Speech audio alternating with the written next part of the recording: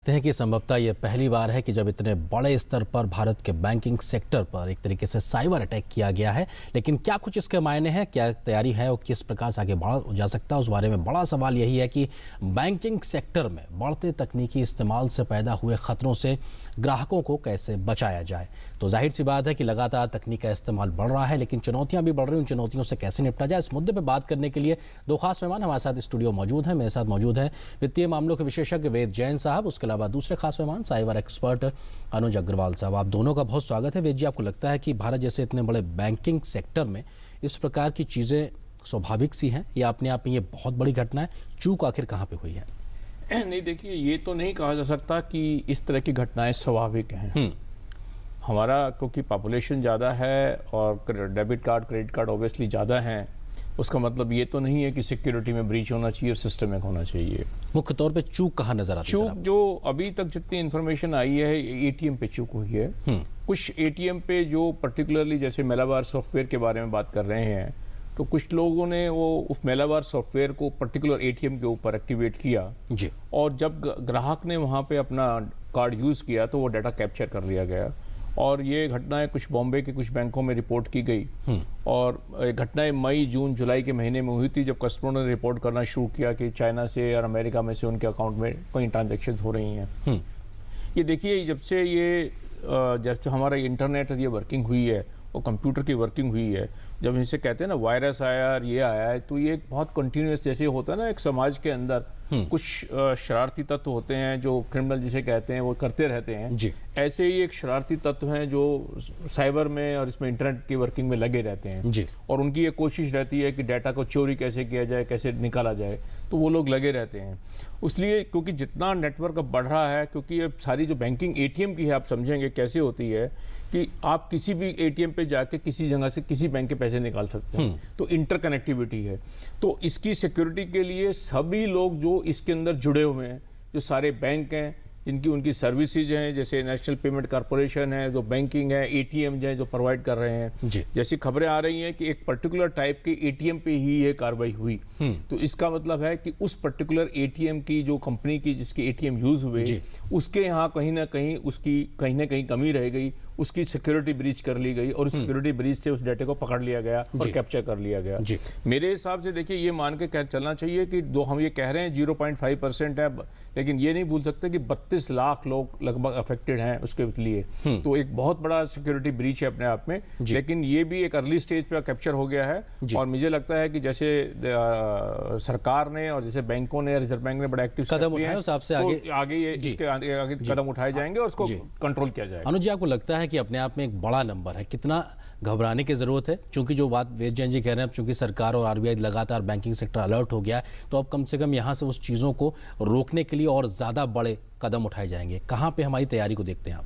देखिए, अभी अगर आप सही देखें तो ये चूँकि 3 या 4 महीने पहले शुरू हुआ था और उस समय अगर इस पर इफ़ेक्टिव कार्रवाई करी जाती तो आज ये स्थिति नहीं आती। तो कहीं ना कहीं चूक तो है जी, मतलब रिपोर्ट बाद में हुआ शायद रिपोर्ट, और हमारे यहाँ बैंक्स ने उसको जिसे कहते हैं ना हल्के में लिया, जबकि उनको इसको बहुत सीरियसली लेना चाहिए था। 32 लाख की एक प्रोबेबल फिगर है, ये 32 लाख कोई पक्की खबर नहीं है।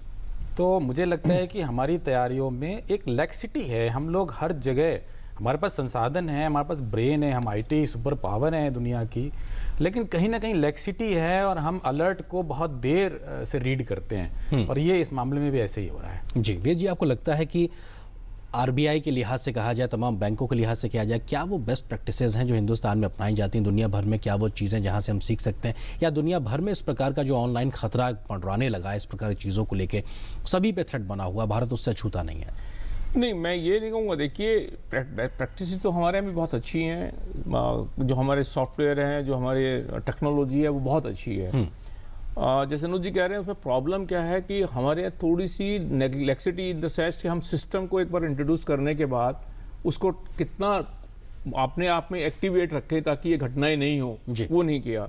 जैसे ये घटना पहले मई जून में हुई तो जिस समय ये घटना हुई, किसी ने रिपोर्ट किया कि मेरे बैंक अकाउंट में गलत ट्रांजैक्शन हो गई है, अनऑथराइज ट्रांजैक्शन हो गई है, तो वो एक सिस्टम बहुत स्ट्रांगली लिया जाना चाहिए था और उसकी तह तक जाके ढूंढने की कोशिश की जाती। पहले ही केस के रिपोर्ट होने के उससे बाद पता लग जाता कि आपका सिस्टम है। हाँ। उससे पहले भी इन घटना को रोकने के लिए भी सिस्टम क्या होता है कि आप कंटिन्यूअसली चेक करते रहते हैं कि भाई आपके सिस्टम अलर्ट है या नहीं। जैसे हम ये कहते हैं ना, बिल्डिंग के अंदर अगर फायर के कोई इंस्ट्रूमेंट लगे हुए हैं कंट्रोल करने के लिए, तो कभी कभी आपको एक डेमो करके भी टेस्ट करना पड़ता है कि वो सिस्टम कंप्लीट काम कर रहा है और आपने देखा कि वो सिस्टम में फायर आ गया।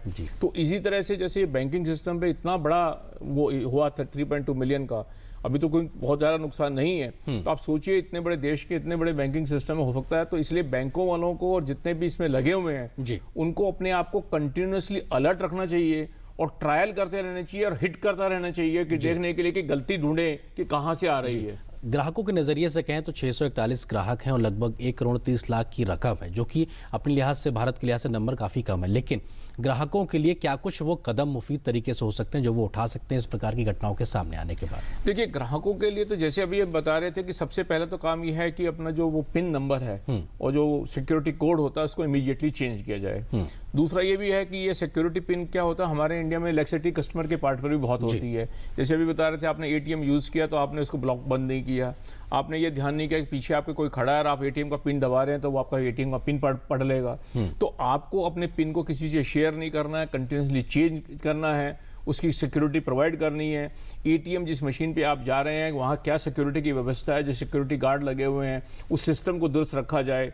एटीएम की जो मशीनें सप्लाई कर रहे हैं, जो बीच में वेंडर्स लगे हुए हैं, उनके ऊपर सिक्योरिटी का क्या सिस्टम है, उनके पीछे कौन लगे हुए हैं। जब एटीएम की मशीन की सर्विसेज होती हैं, जो उसके सॉफ्टवेयर की जो टेस्टिंग होती रहती हैं, जो उसकी वो ठीक करते हैं, उनके पास उनकी सिक्योरिटी के ऊपर क्या रिस्क है। तो ये सारी जो चेन है, कंप्लीट चेन है, इसके पीछे सिक्योरिटी जब तक नहीं लगी रहेगी तो सिक्योरिटी लैप्सेस आ जाएंगे। तो उसमें ग्राहकों का भी बहुत बड़ा एक वो योगदान चाहिए कि ग्राहक भी ये समझ के चले कि मैंने अपनी सिक्योरिटी पूरी मेंटेन करनी है। उसके साथ साथ जो बैंकिंग इंडस्ट्री में जितने भी लोग जुड़े हुए हैं, चाहे वो बैंक है, चाहे रिजर्व बैंक ऑफ इंडिया है, चाहे गवर्नमेंट है, चाहे वो वेंडर सप्लायर है, हर एक को अपने अपने हिस्से की जिम्मेदारी को बेहतर तरीके से करना पड़ेगा। अनुज, आपको लगता है कि ऐसी सिचुएशंस के आने से पहले क्राइसिस मैनेजमेंट का एक टीम होनी चाहिए?